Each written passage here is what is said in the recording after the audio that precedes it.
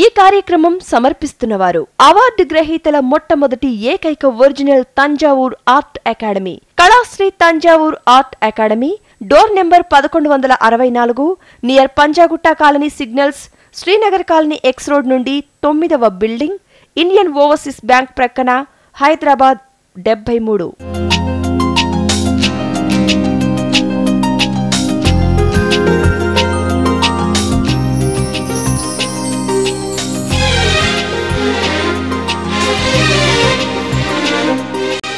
అనంత విశ్వంలో అంతటా తానే ఆవరించి ఉన్నది నిరాకార నిర్గుణ సంపన్నమైన ఆ పరబ్రహ్మ స్వరూపమే. మహాయోగులకు దివ్య తేజోమయ మండల రాశిగా, అవధూతలకు సిద్ధపురుషులకు తమ తమ ధ్యానంలో దేవి దేవతల రూపంతో, భక్తులకు అభయహస్త ప్రదాతలుగా, ఆరాధ్య దైవాలుగా దర్శనమిస్తున్నది పరమాత్మ అని కూడా పిలువబడే ఆ పరబ్రహ్మ స్వరూపమే.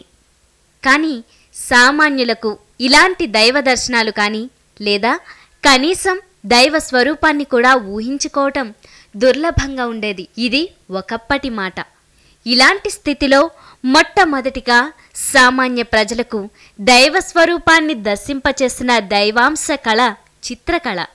దైవానికి రూపాన్ని ఇచ్చినవాడు చిత్రకారుడే. దేవీ దేవతల ఆకృతులను ఊహించి ఆయా చిత్రాల రూపకల్పనకు శ్రీకారం చుట్టిన అనాది చిత్రకారునికి యావత్ మానవజాతి అవశ్యంగా రుణపడి ఉంటుంది. ఇలాంటి అద్భుతమైన కళను వంశ పరంపర వృత్తిగా స్వీకరించింది ఓ కుటుంబం. ఈ కుటుంబంలోని వారే కళాశ్రీ కేశవులు. చందమామ, మరెన్నో సుప్రసిద్ధ మాసపత్రికలలో కేశవన్ అనే కలం పేరుతో చిరకాలం పనిచేసి ఎంతో ప్రఖ్యాతి పొందిన ప్రముఖ చిత్రకారుడు కేశవులు. తనకు వచ్చిన జాతీయ అవార్డు కళాశ్రీ ఇంటి పేరుగా మారి కళాశ్రీ కేశవ్గా సుప్రసిద్ధులయ్యారు.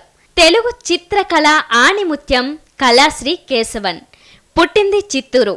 వీరి తల్లిదండ్రులైన శ్రీ గురుస్వామి, శ్రీమతి చెన్నమ్మలే కాక వీరి తాత ముత్తాతలు కూడా ప్రముఖ చిత్రకారులే కావటం, అంతేకాక వీరి సంతానం కూడా ప్రముఖమైన చిత్రకారులే కావటం మరింత విశేషం.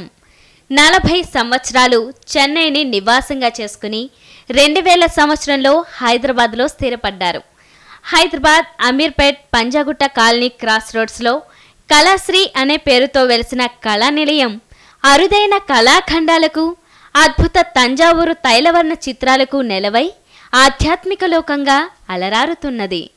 కళాశ్రీ కళా నిలయం నుండి తరలిన ఆరుదైన దేవీ దేవత విగ్రహమూర్తులు, స్వర్ణ ఆభరణాలు, నవరత్నాలను పొదిగిన తంజావూరు తైలవర్ణ చిత్రాలు నేడు తెలుగు నేల అంతటా దేవాలయాలలోనూ మరెందరో గృహాలలోనూ కొలువు తీరి ఉన్నాయి.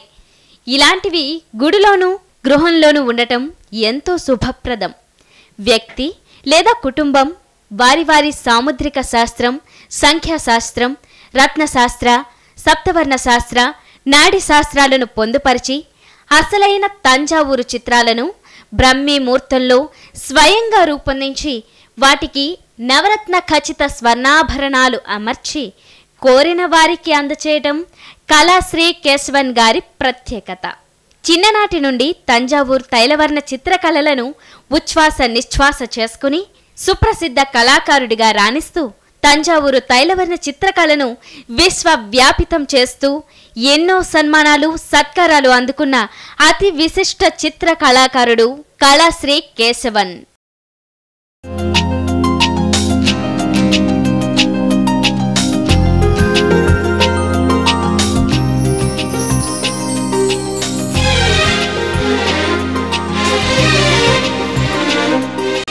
త్రికళాజ్ఞానంలోనికి సుస్వాగతం.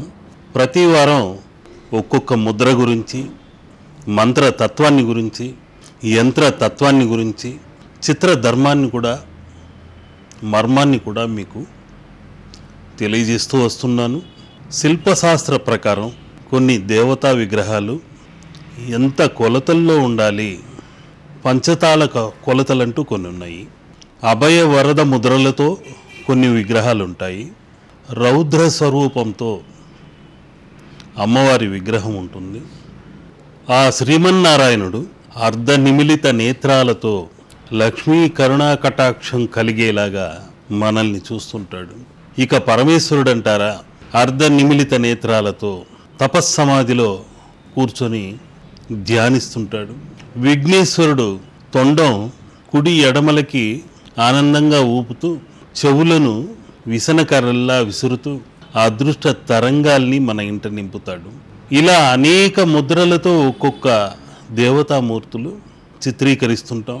బ్రహ్మీ ముహూర్తంలో తయారు చేయటమే కాకుండా వారి వారి రాశికి తగ్గట్టు, సంఖ్యాశాస్త్రానికి తగ్గట్టు త్రికళ తత్వంతో రత్నశాస్త్ర ప్రకారం, సంఖ్య ప్రకారం, వర్ణశాస్త్ర ప్రకారం, వాస్తు పద్ధతిలో చిత్రాలు హాల్లో ఎక్కడెక్కడ ఉండాలి, పూజా గదిలో ఏ విధంగా అమర్చుకోవాలి, ఇలాంటివి ఎన్నో సందేహాలు కలుగుతుంటాయి.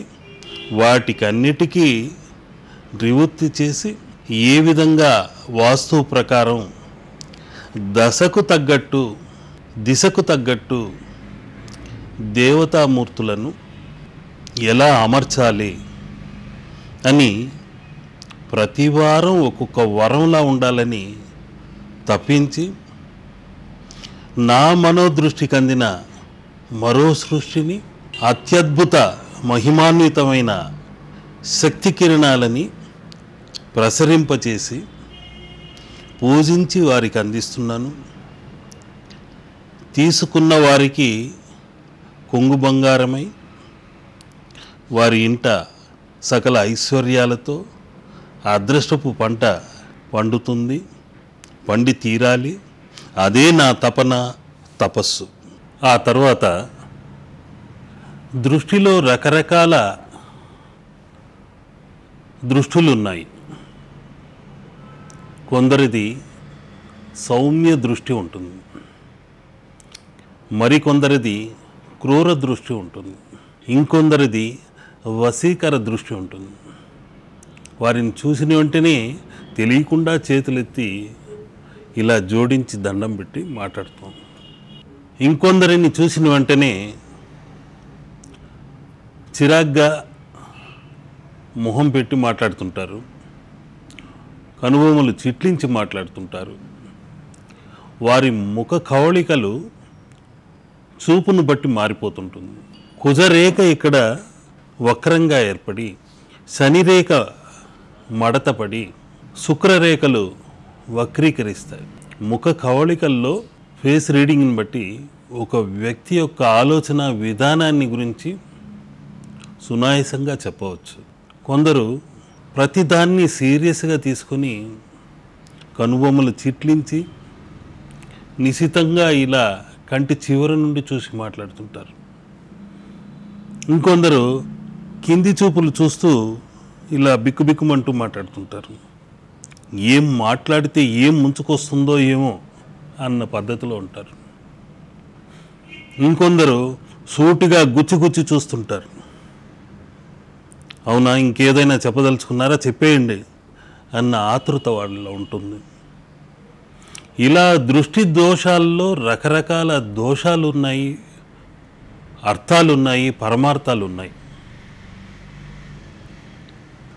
ఆ దృష్టి తత్వము త్రికోణ తత్వమై, సర్ప శాపమై, వింటి నుండి వెలువడ్డ బాణంలా వచ్చి వాయు తరంగాలలో నుండి మన మనో అంతరంగంలోకి గుచ్చుకుంటుంది. అప్పుడు ఎవరో ఒళ్ళంతా పిండి చేసినట్లు, కొట్టి పడేసినట్లు, నీరసంగా నిస్పృహగా అనిపిస్తుంది. కళ్ళు ఎర్రబడిపోతాయి. కళ్ళు చిట్లించి మాట్లాడటమే కాదు, నొసలు చిట్లించి మాట్లాడుతుంటారు. ఇలా దృష్టి మనిషి యొక్క ఆలోచన తరంగాల్ని బట్టి మారుతుంటుంది. ఎందుకంటే మనిషి శరీరమే ఒక విద్యుత్ కేంద్రం లాంటిది. ఉత్పాదన విసర్జన నిత్యం జరుగుతూనే ఉంటుంది. అది అందరికీ తెలిసిన సత్యం. అది ఆ ఉత్పాదన జరిగినప్పుడు క్రూరంగా ఆలోచించి మన వైపు వారు చూసినప్పుడు వారి నుండి ఆ విద్యుత్ తరంగాలు త్రికోణ తత్వంతో లక్షల సంఖ్యలో వచ్చి మనకు తగులుతుంటాయి. ఆ త్రికోణ బాణాలు మహాశక్తివంతమైనవి, సర్పరూపంతో ఉంటాయి. అవి అతి సూక్ష్మంగా ఉంటాయి. ఈ దృష్టిదోష కిరణాలు అంత బలంగా ఎలా మన శరీరాన్ని చొచ్చుకెళ్తాయి? మనం ఒక శరీరాన్ని హాస్పిటల్కి వెళ్ళి ఎక్స్రే తీయించామనుకోండి, కండరాల్ని అగమ్య గోచారంగా చేసి కెమెరా లోపలనున్న అవయవ తత్వాన్ని ఫోటో తీసి చూపిస్తుంది.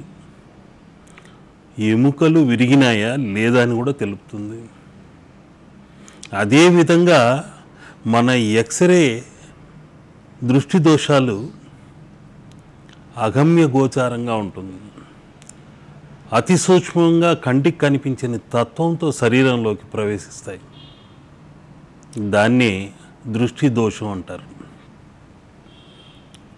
దాన్నే సర్పఛాయ అంటారు. అటువంటి సర్పఛాయ ఇంట్లోనికి రానివ్వకుండా ఉండాలంటే ఏం చెయ్యాలి? ఎందరో మహానుభావులు వేదకాలం నుండి ఆ దృష్టి దోష నివారణకి ఎన్నెన్నో రెమెడీస్ చెప్పుకుంటూ వస్తున్నారు.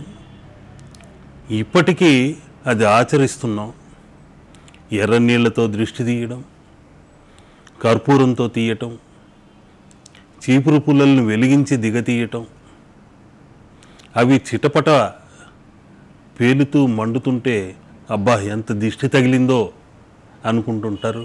చివరికి బిడ్డ ఆవులించినా కూడా అమ్మో దిష్టి తగిలిందండి, అనవసరంగా బయటికి తీసుకెళ్ళాం, పక్కింటి వారి దిష్టి తగిలింటుంది అని కంగారు పడిపోతుంటారు. మరీ ఎక్కువగా ఆ దిష్టి గురించి ఆలోచిస్తుంటే మన దిష్టి తరంగాలు కూడా బిడ్డను బాధిస్తాయి.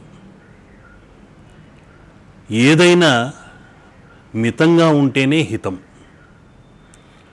ప్రతిదాన్ని ఎక్కువ ఆలోచించి దాన్ని నెత్తిన పెట్టుకున్నాం అనుకోండి, అది మహాభారమై అనుమానం పెనుభూతమై భుజాలనెక్కి కూర్చుంటుంది. దాన్ని మోయలేరు. అన్నిట్లోకి మహాబరువైనది, పెనుభూతమైనది అనుమానం. పక్కింటి వారి దృష్టి దోషం బిడ్డపైన పడిందేమో, కొత్తగా పెళ్ళైన జంట లోపలికి వస్తుంటే వాళ్ళు చూశారు అటు ఇటు ఉన్నవాళ్ళు, అందుకే వాళ్ళు ఈ విధంగా ఏదో జబ్బు తెచ్చుకున్నారు అని కంగారు పడుతుంటారు. వెంటనే 1కి 4 సార్లు దిష్టి తీసేస్తుంటారు. దానిలో కొన్ని సైంటిఫిక్ రీజనింగ్ అంటూ ఉన్నా ప్రతిదానికే చీటికి మాటికి దిష్టి తీస్తుంటే ఉన్న దిష్టి కాదు కదా, వారిని అంటిపెట్టుకుని ఉన్న అదృష్ట తరంగాలు తగ్గిపోతాయి. వారానికి ఒక్కసారి దిష్టి తీయడం చేయవచ్చు. ఆ తర్వాత మన విద్యుత్ కేంద్రం అంటే శరీర విద్యుత్ కేంద్రంలో శక్తి తరంగాలు ఉత్పాదన, విసర్జన అంటూ 2 రకాలు ఉన్నాయి. అందుకని ఎవరినైనా దీవించేటప్పుడు కుడి చేత్తోనే ఉత్పాదన కిరణాలతో ఆశీర్వదిస్తుంటాం. ఆ ఉత్పాదన కిరణాలు ఈ వేళ్ల చివర్లలో అప్పుడే వికసించిన కమలాల్లా విద్యుత్ తత్వంతో విచ్చుకుంటుంటాయి. కాసేపు మీరు రాపిడి చేసి 2 చేతులని ఇలా కాసేపు ఈ 5 వేళ్లపై దృష్టి నిలిపి ఆలోచించారనుకోండి, అక్కడ రక్త ప్రసరణ అధికమై ఏదో ఒక శక్తి విడుదల అవుతున్నట్టు మీకు తెలుస్తుంది. అక్కడున్న శక్తి కమలాలు, అదృష్ట తరంగ కమలాలు విచ్చుకొని ఆ కమలాల నుండి వస్తున్న అదృష్ట తరంగాలు పిల్లలకు దీవెనల్లా అందుతాయి. ఆ రోజుల్లో అందుకనే తల్లిదండ్రుల నుండి పిల్లలు దీవెనలు తీసుకునేవారు. ఎటువంటి అనారోగ్యాలు లేకుండా, ఎటువంటి బాధలు లేకుండా సుఖశాంతులతో ఉన్నారు. తండ్రి మాటకు విలువనిచ్చినందుకే రాముడు దేవుడైనాడు. లేకుంటే దేవుడు ఎలా అయ్యేవాడు? తల్లిదండ్రులే ముల్లోకాలని తెలిపి విఘ్నేశ్వరుడు 3 ప్రదక్షిణలు చేసి జ్ఞాన ఫలమును అందుకున్నాడు. ఆనాడే తల్లిదండ్రులే ముల్లోకాలు, దేవుళ్ళు అని ఆ విఘ్నేశ్వరుడు మనకు తెలియజేశాడు. ఆ విఘ్నేశ్వరుని శనీశ్వరుడు పట్టలేకపోయాడు. కారణం ఎందుకంటే ఆయనకున్న జ్ఞాన సంపద అటువంటిది. ఓంకార మూర్తి అతను. తల్లిదండ్రులే ముల్లోకాలని గుర్తించిన మహాశక్తి వ్యక్తి వినాయకుడు, విఘ్న గణపతి. ఎటువంటి నరఘోష కానీ వీధి పోట్లను కానీ అడ్డుకునే శక్తి ఆ విఘ్నేశ్వరుడికే ఉంది.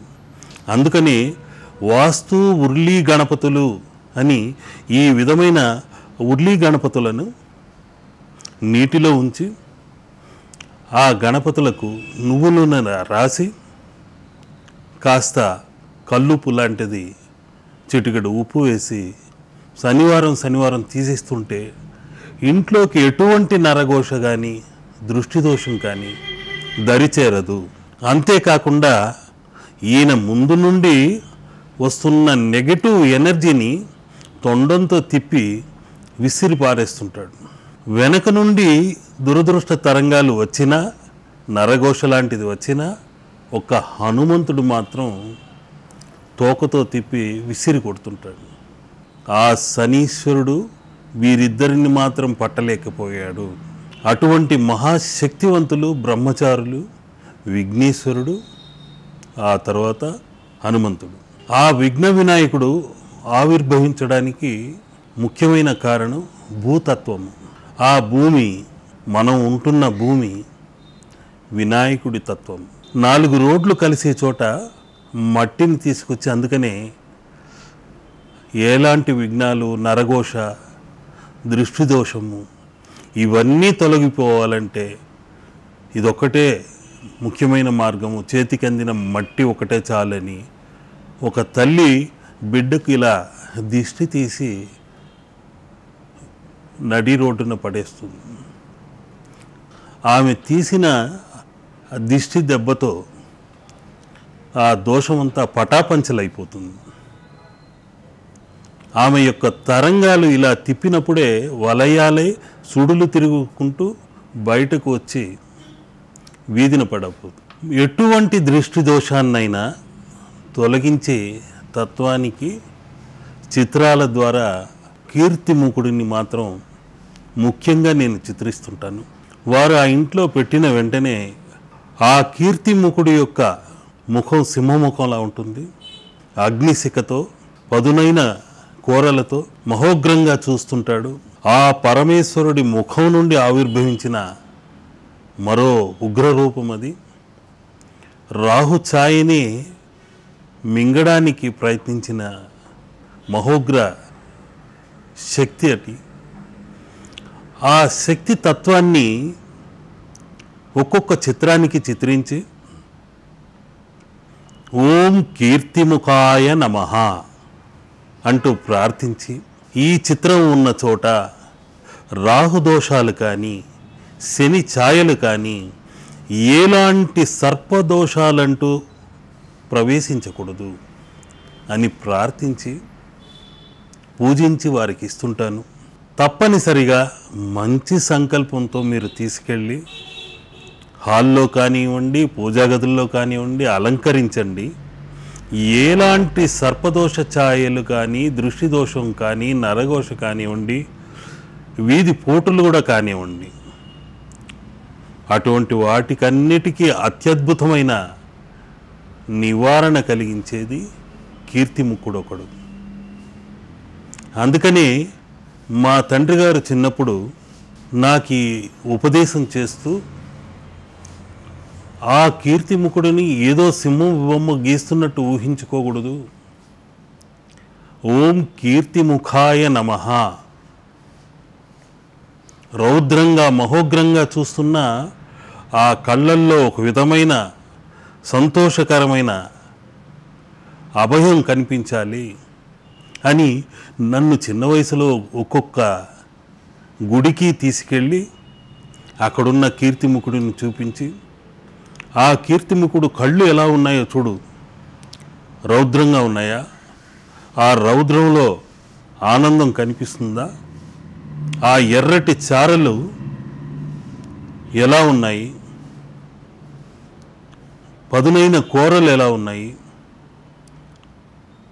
ఆ సింహతత్వమైన కీర్తిముఖుడిని చూస్తున్న కొద్దీ ఆనందం ఎక్కువై మహోగ్రంతో శివతాండవం చేస్తున్న తత్వం కనిపించడం లేదా అని చెప్పేవాడు.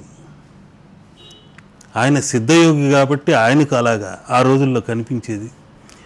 నాకేమో చిన్న వయసు, నేను అవునని తల ఊపేవాడిని.